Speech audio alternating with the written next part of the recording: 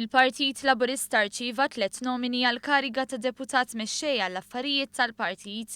It-tlieta fl-aħħar jum għan-nomini tefa' ismu l-Ministru Owen Bonnici. B'hekk ingħalqu n-nomini u dan ingħaqad mal-Ministru Chris Cardona u l-Avukat Stefan Zrinzo Azzopardi li tefgħu in-nomina tagħhom nhar it-Tnejn. L-Eżekuttiv Nazzjonali tal-Partit Laburista qabel l-elezzjoni għal kariga ta' deputat mexxej ser issir bejn il-ħamis 9 u l-ġimgħa 10 ta' Ġunju. Hemm il-Partit Laburista se jorganizza konferenza ġenerali straordinarja fejn matula delegati se jkollhom l-opportunità li jivvutaw għal deputat mexxej ġdid.